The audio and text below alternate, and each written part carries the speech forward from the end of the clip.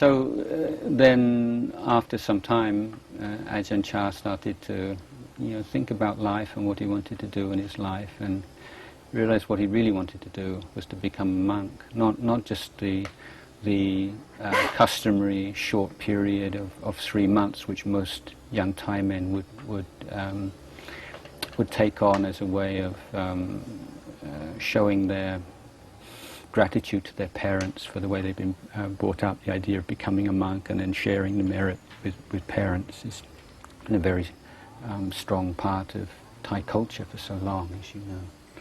He decided he wanted to become a monk for an unlimited period. So he went back to the monastery, the local monastery, and then on the 26th of April in 1939 he became a monk. And initially he stayed at the monastery at Monkhood. He was very interested in studying and doing the basic academic course, which is called Naktam.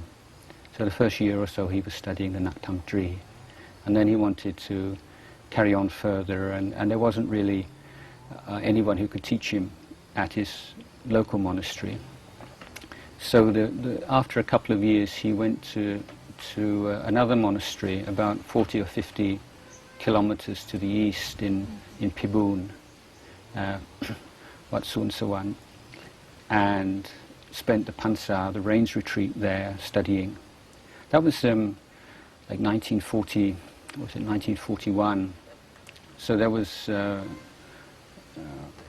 very difficult period because it was the Second World War. The Japanese were based in Thailand then, and there was, in fact, Ubon was, as you probably know, was bombed during the Second World War by the French. So it was wartime, and for monks that meant that the requisites, the cloth, the robes and food was very, very sparse, kind of difficult for monks as well, because the lay people themselves were struggling.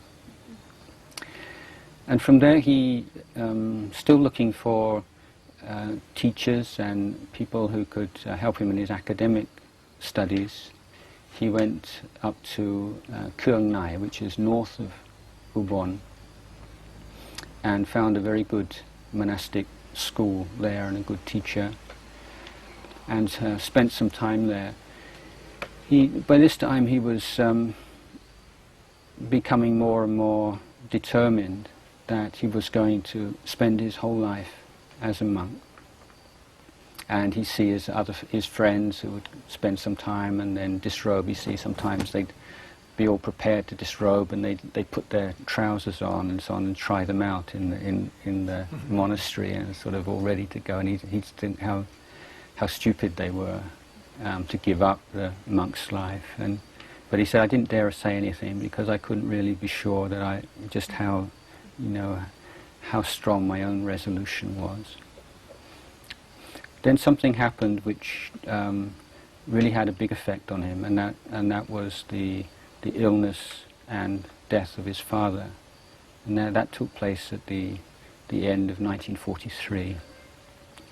And in fact, it was about the time for his exams, his monastic, but he gave those up and went to nurse his father for the last few weeks of his illness until he died. And of course, the death of a father for anyone is a major shock, and makes most people question their mortality and the meaning of their life, and more particularly for a monk, there's someone who's already spending a lot of time thinking about life and